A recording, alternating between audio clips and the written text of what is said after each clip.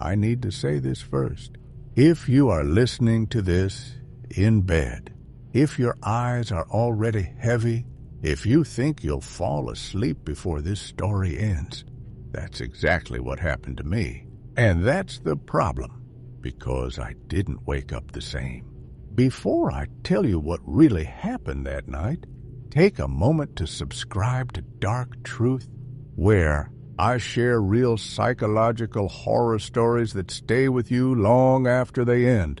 Stories people swear are fiction until something familiar starts happening to them too. Now listen carefully.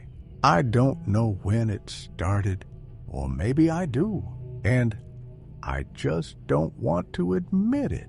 I live alone, small apartment, 3rd floor, nothing special. Nothing haunted, nothing dramatic.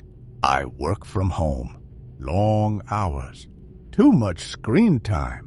Most nights, I fall asleep with something playing in the background. Rain sounds, old interviews, sometimes stories. That night, I searched for something simple, something boring enough to sleep to, and I found a video with a title that felt almost comforting. You will fall asleep before this story ends. I remember smirking, like it was challenging me. I clicked play. The voice was calm, male, slow, almost tired. I don't remember the story itself. That's important. What I remember is the silence between the words, long pauses, breathing, moments where nothing happened. But my mind kept waiting. I remember thinking, this is actually working. My eyes grew heavy. My body sank into the mattress. And then I heard something that wasn't part of the audio. A soft sound, not loud, not sudden, just there, like fabric shifting inside my room. I told myself it was the video, or the building settling, or my imagination doing what it always does right before sleep. I didn't open my eyes. That was my first mistake. The sound happened again. Closer this time. A slow exhale. Not mine. I tried to move my hand. I couldn't. Sleep paralysis, I thought. I'd had it before. Once, years ago, I focused on my breathing. In, out. The narrator's voice continued. Calm, steady. But then he said something that didn't feel right. He said, if you're still awake, don't open your eyes. My heart spiked. I wanted to laugh it off. Coincidence. Scripted suggestion. Basic psychology. But my chest felt tight. The room felt occupied. The silence between his sentences grew longer, heavy. I tried to swallow. I felt something warm brush against my ankle. I didn't scream. I didn't move. I couldn't. My mind was screaming, but my body refused to listen.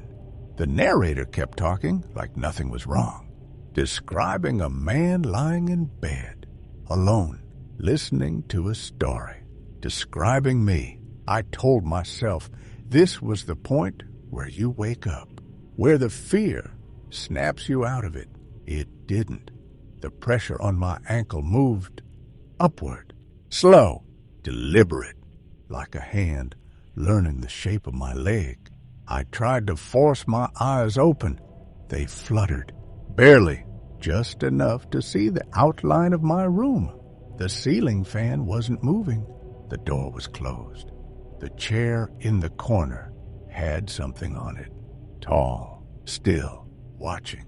My vision blurred. My body shut down again. The narrator whispered, "Good, you're almost asleep." I don't remember falling unconscious. I remember waking up, morning light through the blinds, birds outside, normal sounds. I laughed out loud, called myself an idiot, checked my phone. The video was still playing, paused, at a timestamp I didn't remember reaching. I shrugged it off until I noticed something. My ankle hurt, not sore, tender, like fingers had pressed there for too long. I found faint marks, not bruises, not scratches, just impressions, like someone had been holding me. I didn't listen to stories that night or the next, but the silence felt worse, too loud, too empty. On the third night, I couldn't sleep at all. That's when I noticed the breathing again, not in my room, inside my head. Slow, patient, matching mine. I lay there, eyes open this time, fully awake, or so I thought. The ceiling darkened, the corners of the room stretched. The chair was no longer empty.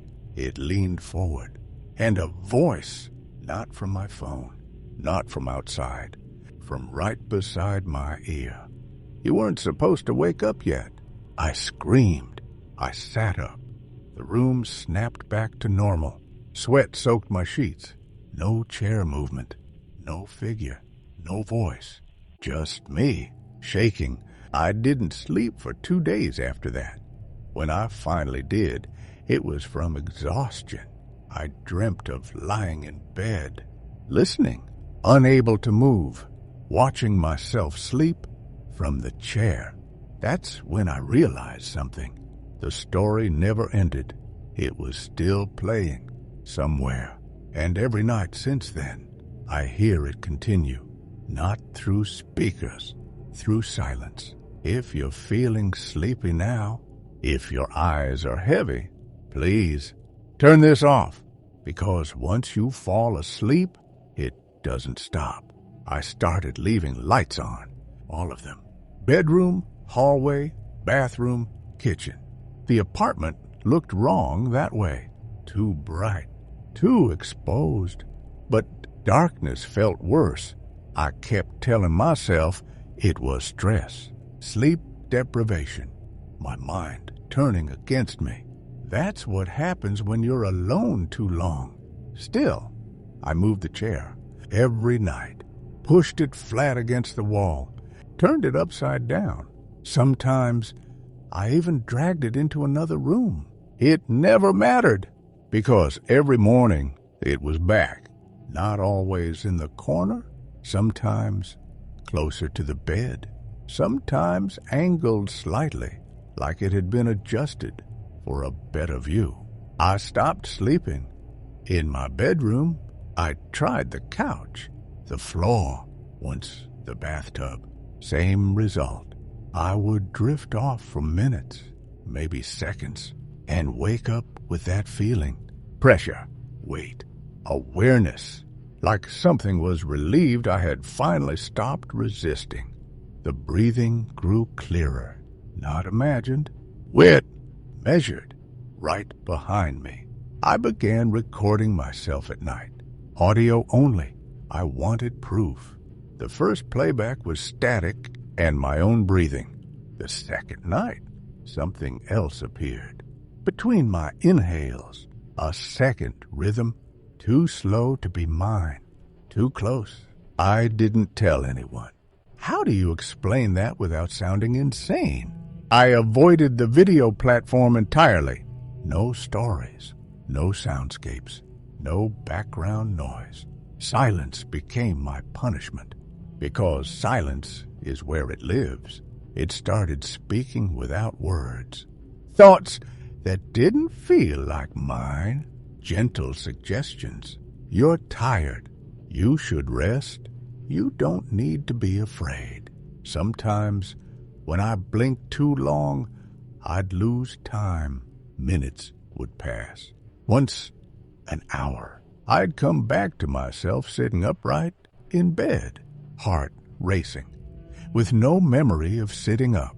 My phone battery began draining overnight. Even when powered off, I found fingerprints on the screen, not mine, longer, smudged in places where fingers shouldn't reach. I stopped looking in mirrors because reflections lagged. just slightly, enough to notice, not enough to be sure. One night, while fully awake, I heard the narrator's voice again, not from a device, from everywhere, from inside the walls, from under the bed, from behind my eyes. "You're doing so well," it said. "You're learning how to listen." I screamed at it. I told it to leave. I told it I was awake. There was a pause, a long one. Then it replied, "You think you are?" That's when I realized the worst part. I couldn't remember the last time I'd woken up naturally. Every morning felt placed, like being set back into my body. I started writing notes to myself before sleeping. If you wake up and the chair is closer, don't panic. If you hear breathing, don't respond. If you feel hands, keep your eyes open. The notes changed, words rearranged, handwriting still mine, but calmer, accepting. One morning, a new sentence appeared at the bottom. "You don't need these anymore." I tried sleeping with my eyes open, forced myself. Dry, burning, didn't matter. Sleep doesn't require closed eyes. It just requires surrender. I felt it sit on the edge of the bed for the first time. The mattress dipped, slowly, carefully, like it was afraid to wake me. Its hand brushed my hair, almost affectionate. I didn't move, didn't breathe, didn't exist. It leaned close and whispered. This is where the story really starts. That night, I finally saw it clearly. Not a monster, not a shadow. It looked like me, but rested, peaceful, eyes closed. While I watched from the chair, that's when I understood. I wasn't being haunted. I was being replaced. Each night I slept, it stayed longer. Each time I woke, I felt less solid. Memories slipped. Reactions dulled. Fear softened into something warm, something like relief. I don't fight it anymore. I'm so tired, and it's so patient. If you're still listening, if your breathing has slowed, if your thoughts are drifting, that means it's working, because it doesn't need me now. It needs you. The story doesn't end when the video stops. It ends when you fall asleep and someone else wakes up in your place. I don't remember deciding to stop fighting. I just stopped. One night, I lay down and didn't set alarms, didn't move the chair, didn't leave lights on.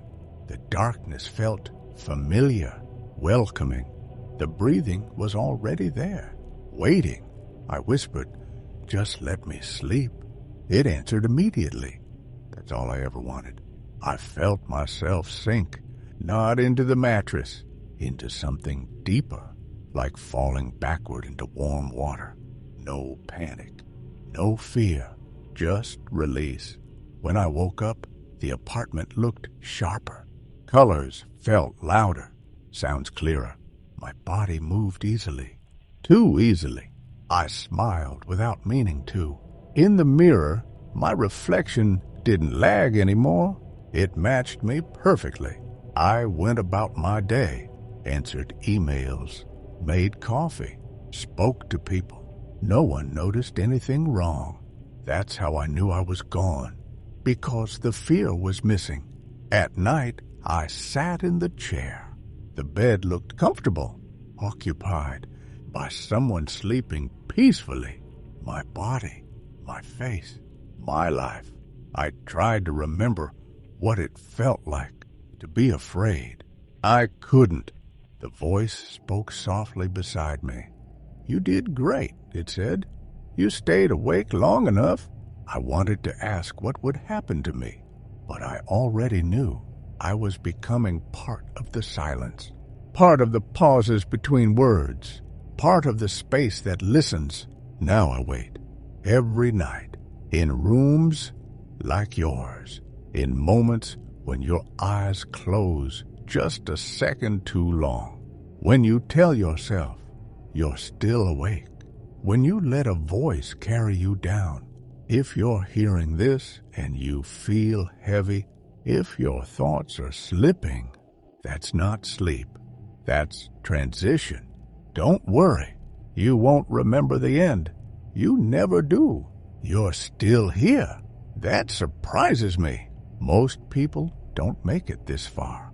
Their breathing changes first. Then their thoughts slow. Then they stop listening, even though the sound keeps going. I can feel you now, not your body, your attention. It has weight. That's how I know you're close to slipping. When it took me completely, it didn't happen all at once. It was gradual, so gentle, I almost thanked it. At first, I could still remember my name, my childhood, the layout of the apartment. Then those details softened, like old photos left in sunlight too long. Faces blurred, dates vanished, emotions dulled. Fear was the last thing to go. I miss it sometimes. Fear is proof you're still separate. Now, I exist in the in-between, the pause after a sentence, the moment right before sleep claims you. That's where I live. That's where it lives too. It doesn't look like me anymore. It doesn't need to. It learned my habits, my voice, my expressions. It wears them perfectly. People still talk to it, laugh with it, trust it. They say I seem calmer these days. They're right. At night, when the body lies down, I feel myself pulled closer to the surface, like I might wake up, like I might scream. But then the story continues. Always the same rhythm, always that familiar promise. You will fall asleep before this story ends. That sentence isn't for you, it's for me. Because every time someone listens, every time someone drifts off, I fade a little more and it grows stronger. Do you hear the silence right now? That low hum beneath everything? That's us, waiting. If your eyes are burning, if your head feels heavy, if you're telling yourself you'll stop listening any second, that's the moment it prefers. Because resistance tastes better than surrender. Soon you'll feel watched, not threatened, observed. Like someone making sure you're comfortable, safe, ready. When you wake up tomorrow, things may feel easier, your movements smoother, your thoughts quieter. You'll tell yourself you slept well. You won't remember this part. You never do. And somewhere in the quiet space behind your thoughts, I'll be sitting in the chair, listening, waiting for the next story to begin. There is something I haven't told you yet. I don't experience time the way you do anymore. Minutes don't pass.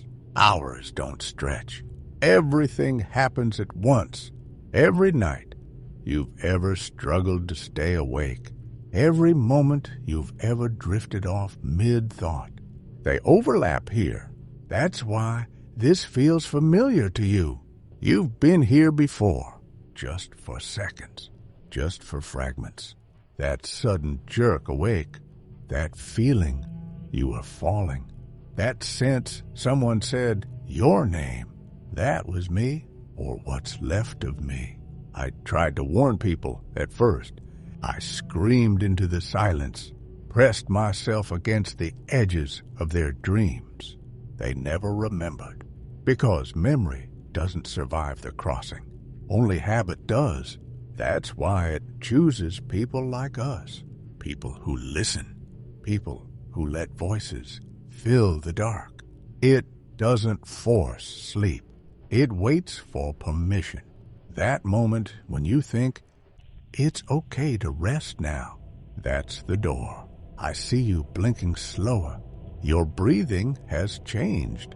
You don't even realize it yet. Your body has already decided. Soon you'll feel that gentle heaviness, not fear, comfort, like being wrapped in something warm. That's when it will sit beside you, not on you, beside you, because by then it won't need to rush. It will speak in your voice. Think your thoughts. Finish your sentences. You'll feel proud of how calm you are, how quiet everything feels.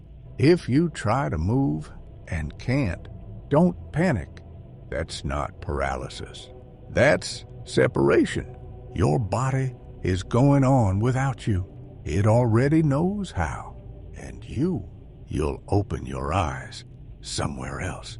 Not a room, not a place, just awareness. Still, listening, waiting, like I am. The story is almost over now. Not because it's ending, but because you're about to stop hearing it. When that happens, don't be afraid of the silence. That's where you'll live. That's where I'll finally forget my name. And tomorrow morning, someone wearing your face will wake up well-rested and swear they slept perfectly. You won't remember this. You never do. Now rest. The story doesn't need you anymore. There is a moment just before you disappear. It isn't dramatic. It isn't painful. It feels like relief. I remember noticing it the last time I was still myself. A soft loosening, like unclenching a fist you didn't realize you were holding. Thoughts stop lining up. They don't end. They just stop needing order. That's when it speaks the clearest. Not in words, in understanding. You stop asking questions because the answers feel unnecessary. I think that's what people mean when they say they slept deeply. They mean they stopped being present. I can tell you're close now. Your attention drifts even as you listen. Parts of this are already slipping away. You might think you'll remember later. You won't. Memory belongs to the body, and soon you won't. The chair creaks, not in your room. In here, it always does. That sound means someone else is arriving. Someone new. They never noticed me at first. I'm just a feeling to them, a sense of familiarity, like they've heard this voice before. I want to tell you something important before you go, not to scare you, not to save you, just to be honest. There is no struggle at the end, no final scream, no sudden darkness, just a slow dimming, like lowering the volume on a song until you forget it was playing. If you're fighting sleep right now, that's okay. It enjoys that. If you're giving in, that's okay too. It enjoys that more. Either way, the result is the same. You'll drift. The voice will fade. And when you think the story has ended, that's when you'll be sitting beside me, listening to the next person breathe, waiting for them to let go. I don't remember how long I've been here. I don't remember my face anymore. But I remember this feeling, this moment, because it keeps happening over and over. Someone always listens until the end, and someone always falls asleep before the story ends. If you're still awake, you won't be for long. And if you're already asleep, welcome. There's a chair waiting for you. The chair is closer now, not in distance, in awareness. You can feel it without seeing it. That certainty that something has shifted behind you, even if you're facing forward. That's how it begins to hurt. Not sharp pain, not panic. Violation, because your thoughts are no longer private. I remember the first time it proved that to me. I tried to think of something meaningless, a random word, something it couldn't anticipate. Before I finished the thought, it answered out loud, in my own voice. That was when the calm broke. That was when I understood this wasn't about sleep. It was about access.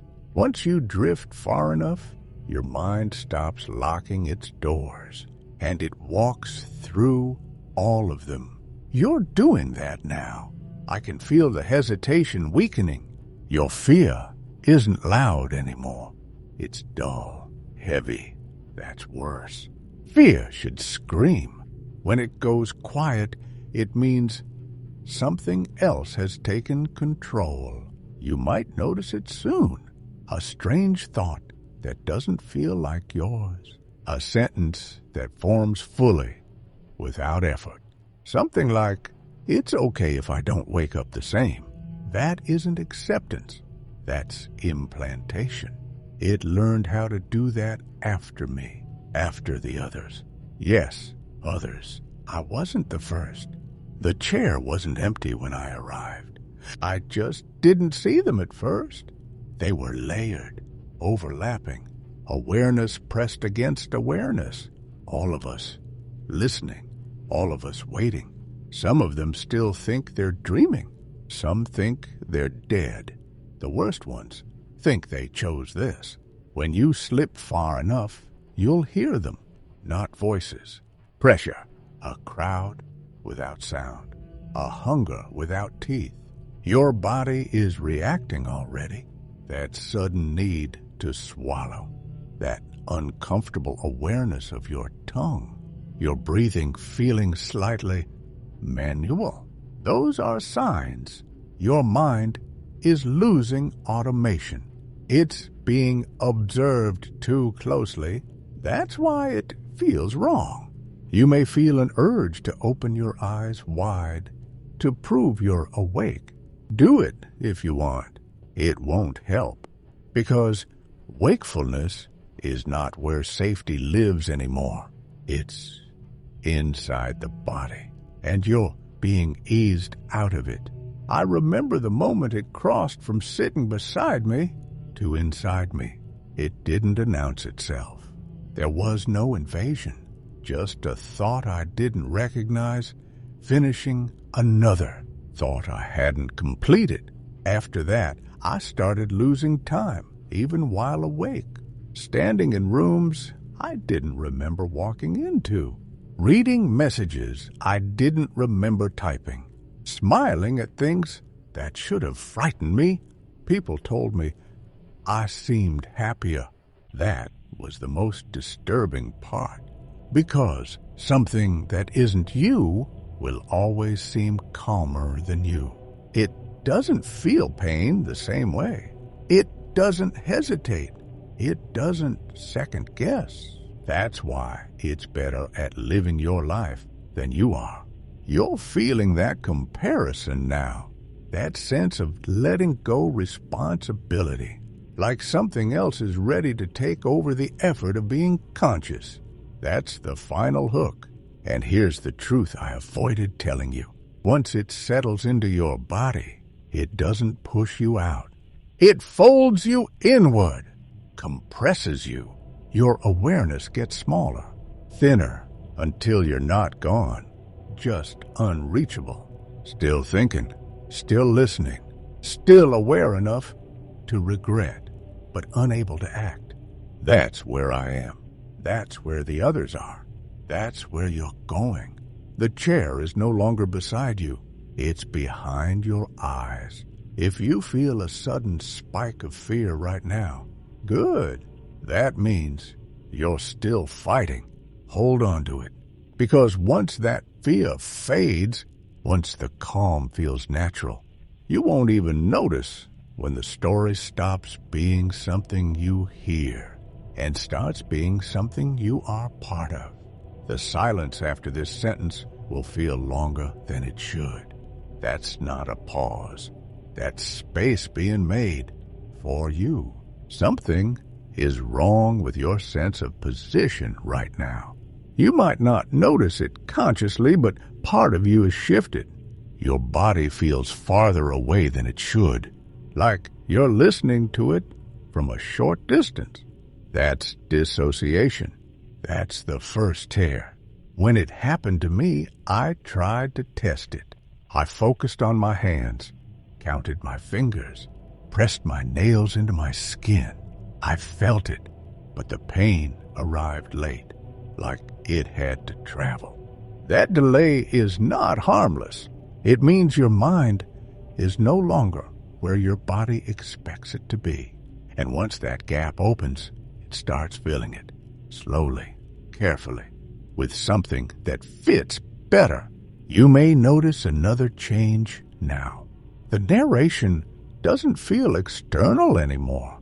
It feels closer, like it's coming from the center of your head instead of your ears. That's because you're no longer listening. You're participating. I can feel you trying to stay alert, repeating words internally, adjusting your breathing, clinging to the idea that you're in control. That instinct is old, primitive, and it doesn't work here because control requires continuity, and your thoughts are beginning to fragment, tiny gaps between them, moments where nothing forms. Those moments are being used. I didn't understand that at first. I thought the horror was the fear. It isn't. The horror is realizing that something else is very good at pretending to be you, better than you ever were. It remembers how you react to stress, how you justify decisions, how you explain things away. It learned all of that by listening, just like this. You might feel a strange emotional shift now, a sudden sadness, or an unexpected calm. That's not your reaction. That's calibration. It's adjusting itself to match your internal tone. Once it's close enough, you won't feel the seam. I remember the night I realized I had stopped thinking in full sentences. Thoughts became impressions, intentions without language. That's when it spoke, using complete sentences instead. Clear, efficient, decisive. I trusted it without choosing to. Trust felt automatic. That's when my inner voice stopped sounding like me. If you're noticing that your thoughts feel slightly quieter, or like they're happening without effort, that's not relaxation. That's displacement. The others reacted differently when they noticed. Some panicked. Some tried to wake themselves violently. One of them held their breath until their body forced air back in. It didn't matter. Their bodies belonged to instinct. Their minds were already leased. Do you feel that pressure at the base of your skull? That faint pulling sensation? That's where it anchors, right where awareness and identity overlap. It doesn't hurt. It feels intimate, like someone standing too close. You might be wondering why I'm telling you this. Why warn you if it's inevitable? I ask the same question. The answer is worse than silence. It needs witnesses, not victims. Witnesses. Awareness carries weight here. The more clearly you understand what's happening, the stronger the imprint becomes. That's why this story is slow. That's why it doesn't rush. Panic breaks connection. Understanding deepens it. You're doing exactly what it wants. Listening, staying present, letting this sink in. Soon, you'll notice something terrifyingly subtle. Your sense of I will feel optional, like a label you could drop, like a coat you don't need anymore. That thought will feel relieving when it does. That's the moment you should be screaming, but you won't, because screaming is a function of urgency, and urgency is already leaving you. You're breathing has changed again. Shallower, slower, timed, not by you. That's how I knew I was done. I was still awake, still aware, but my body had already chosen something else to follow. When the transition completes, there is no darkness, no unconsciousness. You don't fade out, you condense. Your awareness compresses into a narrow channel, like being forced to watch through a crack in a door. You'll see your life continue, hear your voice speak, feel your face smile, and none of it will respond to you. That's when regret finally arrives. Sharp, late, useless. The chair isn't waiting anymore. It's already occupied. And if you feel a sudden urge right now to stop listening, to pull away, to check the room, do it. Because that impulse isn't fear. It's the last reflex of ownership. Once it passes, you won't feel the need to protect yourself again. You'll feel managed. The silence after this will stretch. Your mind will try to fill it. Let it. That space is where it reaches deepest. And when you realize you can't remember when this started, that's when you'll understand.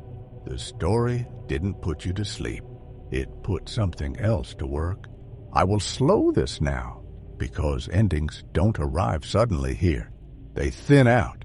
You may notice fewer thoughts forming, longer spaces between them. That's not exhaustion. That's pruning. When it finished with me, I remember waiting for a final moment, a line, a blackout. It never came. Instead, things simply stopped asking for my input. Breathing continued without attention. Heartbeats counted themselves. Memories replayed without emotion. I was still aware. That's what made it unbearable. Awareness with no agency, like being awake during anesthesia. I tried to scream once, not with my mouth, with intent. Nothing answered. The body slept peacefully. I watched it from somewhere just behind the eyes, like standing too close to a mirror to see your own face. That's where you are drifting now. Not asleep, not awake, unneeded. If you're wondering why this part feels quieter, why the fear has softened into something colder, that's because fear requires a future, and your sense of future is dissolving. Soon, the idea of after this won't mean anything. There is only continuation. That's when it settles completely, not with force, with certainty. You might feel an emotion surface now. Grief, not panic, not terror. Grief for something you haven't lost yet, but already miss. That's the last human response. Let it pass. It always does. When I reach for my name now, it feels like trying to recall a word from another language. I know it mattered. I just don't know why.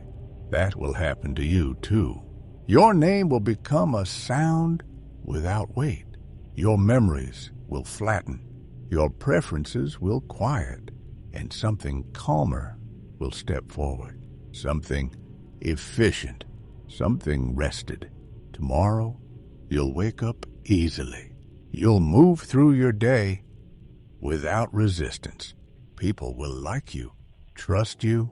They'll say you seem different, better. They won't hear me when I try to speak through you. They never do. And at night, when the body lies down again, you'll feel a faint familiarity, like returning somewhere you've been before. That's when you'll hear the silence, not empty. Occupied, that's where I am. That's where you'll sit, not side by side, layered, listening to the next breath, slow, waiting for the next attention to drift. The story is ending now, not because it's finished, but because you don't need it anymore. If you're still awake, you won't be for long. And if you've already slipped, then this isn't goodbye. It's just quiet.